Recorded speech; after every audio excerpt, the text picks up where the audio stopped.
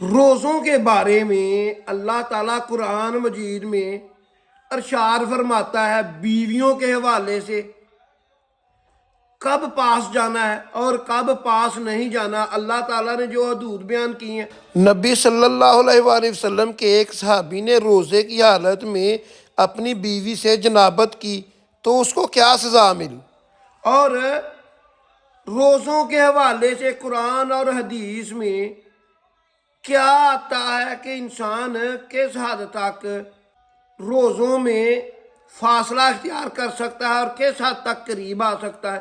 بسم اللہ الرحمن الرحیم، لاکھوں کروڑوں درود و سلام نبی کریم صلی اللہ علیہ وآلہ وسلم پر۔ اللہ تعالیٰ قرآن مجید میں روزوں کے بارے میں ارشاد فرماتا ہے، اللہ تعالیٰ نے روزوں کی راتوں میں اپنی بیویوں کے پاس جانا جائز قرار دے دیا، اور تمہاری بیویاں تمہارا بے منزلہ لباس ہے اور تم اپنی بیویوں کا بے منزلہ لباس ہو۔ اللہ تعالیٰ نے دیکھا کہ تم ان کے پاس جانے میں خیانت کر رہے تھے، پھر اللہ نے تم پر عنایت کی، تم سے درگزر فرمایا اور اس کو جائز قرار دے دیا جو تمہارے لیے مقدر کیا گیا ہے، اور اب اس کے طلبگار بنو۔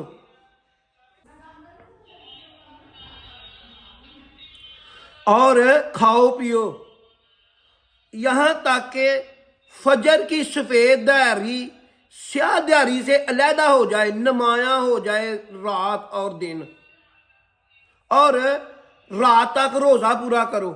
جب مسجد میں اعتکاف کرو تو اپنی بیویوں کے پاس نہ جانا، ان سے نہ ملنا، یہ اللہ کی مقرر کی ہوئی حدیں ہیں، ان کے پاس نہ بھٹکنا۔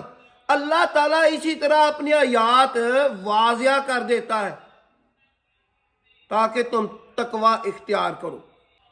روزے کی حالت میں آپ بوس و کنار کر سکتے ہیں، ساتھ لیٹ سکتے ہیں، اور اگر آپ کو پتا ہو کہ میرا روزہ بیوی کے ملنے سے ٹوٹ جائے گا تو پھر بوس و کنار بھی نہ کریں، رات تک صبر کریں جیسا کہ قرآن نے بتایا ہے، اور رات کو مل لیں۔ یہ اللہ تعالیٰ کی مقرر کی ہوئی حدیں ہیں۔ اسی طرح نبی صلی اللہ علیہ وآلہ وسلم کے پاس ایک صحابی آئے اور کہنے لگے، یا رسول اللہ صلی اللہ علیہ وآلہ وسلم، میں اپنی بیوی سے ملا ہوں روزے کی حالت میں۔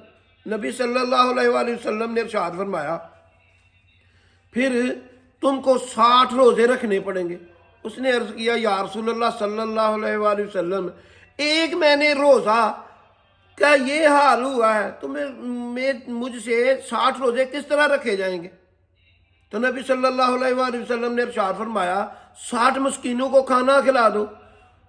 تو اس نے عرض کیا، یا رسول اللہ صلی اللہ علیہ وآلہ وسلم، میں بہت غریب ہوں، میں 60 مسکینوں کو کھانا ہی نہیں کھلا سکتا۔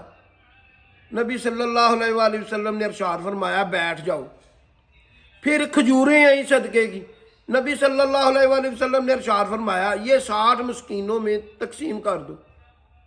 اس نے عرض کیا، یا رسول اللہ صلی اللہ علیہ وآلہ وسلم، مجھ سے بڑا مسکین کوئی نہیں ہے، غریب کوئی نہیں ہے۔